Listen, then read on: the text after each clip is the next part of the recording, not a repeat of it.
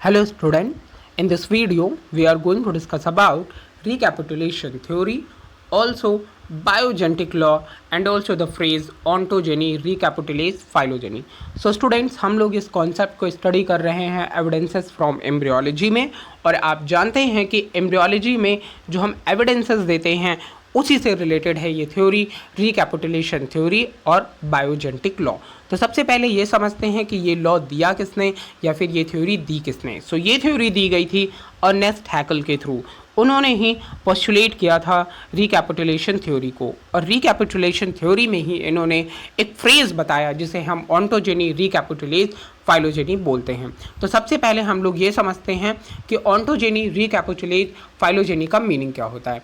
Ontogeny का meaning क्या होता है? ऑन्टोजेनी का मतलब होता है कि जहाँ पर हम डेवलपमेंट्स को पढ़ते हैं एक ऑर्गेनिज्म को, ठीक है, एक ऑर्गेनिज्म में उसके जाइगोट की स्टेज से लेकर के उसका ओवरऑल डेवलपमेंट, इट मीन्स उनमें एडल्ट का फॉर्मेशन होना ही हम क्या बोलते हैं, ऑन्टोजेनी या ऑन्टोजेनेसिस बोलते हैं। इवन आपको ये भी मिल सकता है कि ऑन्टोजेनी को हम वन वर्ड में embryonic development of an organism भी बोलते हैं, ओके, या फिर हम टोटल एक लाइफ स्पॉन को, एक ऑर्गेनिज्म को ऑन्टोजेनी बोलते हैं। देन उसके बाद ऑन्टोजेनी आप समझ गए।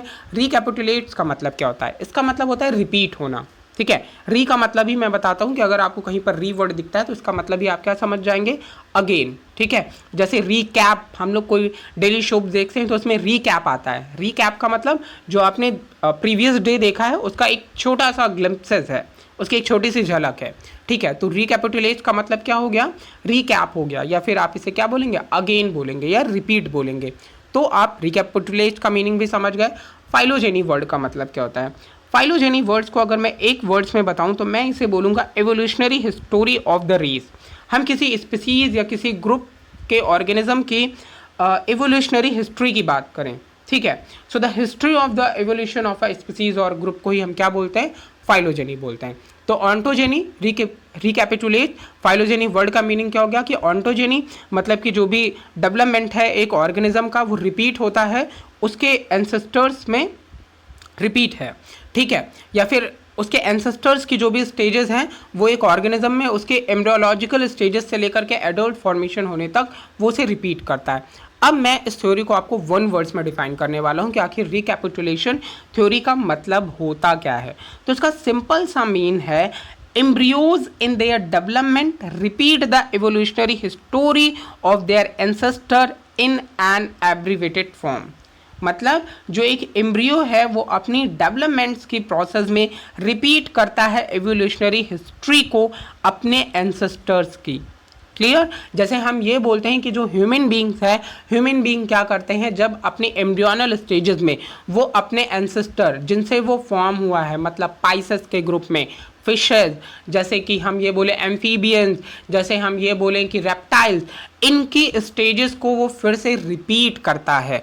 तो इसे ही हम क्या बोलते हैं, रिकैपिटुलेशन थ्योरी। और इसी वजह से ये फ्रेज जो है ऑन्टोजेनी रिकैपिटुलेट फाइलोजेनी से प्रूव करता है। चलिए डेफिनेशन वाइज यहाँ पर देख लेते हैं। तो इस थ्योरी के अकॉर्डिंग हम क्या बोलते हैं, recapitulation the stage of an organism development correspond to the species, okay. Then phylogenetic history in a phrase, जो मैंने अभी आपको बताया है, तो फ्रेज को यहाँ पे समझने का कोई बेस ही नहीं बनता है। देन है each stage in development correspond to an ancestral stage in the evolutionary history of the species. तो जो बातें अभी मैंने समझाई वो बातें यहाँ पर मेंशन है। देन उसके बाद जो मैंने एग्जांपल ही आपको दिया वो एग्जांपल भी यहाँ पर मेंशन है कि the transitory appearance of structure resembling gill slits in the development of humans. So जो भी ह्यूमन्स हैं उनका जो भी ट्रांजिस्टरी अपीयरेंस है स्ट्रक्चर्स का, जैसे कि हम में गिल स्लिट्स का ही फॉर्मेशन होता है एट एम्ब्रियोनिक स्टेजेस, वो कहीं ना कहीं हमारे एंसेस्टर के फीचर्स को शो करता है, ओके। नेक्स्ट वन है, जैसे कि यहाँ पर हम एम्ब्रियोलॉजी में बात ही करते हैं, जब हम एविडेंसेस की स्टडी करते हैं तो हम बोलते हैं कि फिश हो या चिकन हो या पिग हो या ह्यूमन्स हो, इन सब की जो एम्ब्रियोनल स्टेजेस होती हैं वो कहीं ना कहीं सिमिलर होती हैं, और ये एक एविडेंस है जो कि एम्ब्रियोलॉजी का है।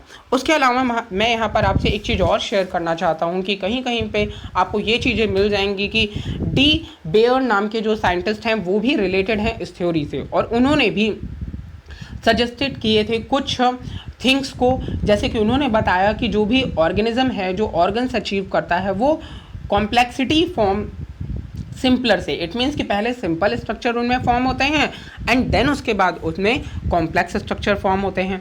उसके साथ ही उन्होंने बताया कि जो भी जनरल कैरेक्टर्स हैं डेवलपमेंट्स की प्रोसेस में, वो अपीयर होते हैं बिफोर स्पेशल कैरेक्टर, मतलब जो भी स्पेशल फीचर आएंगे उसके पहले आप में जनरल कैरेक्टर्स आएंगे। उसके बाद उन्होंने बताया था और भी दूसरी कुछ फीचर्स, जैसे कि उन्होंने बताया कि an animal during development departs progressively from the form of others animals, so progressive stages जैसी चीज़ें बताई।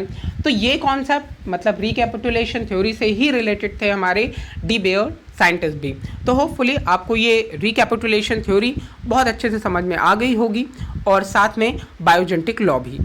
And student, this theory is totally related to your evidences from embryology. Thank you.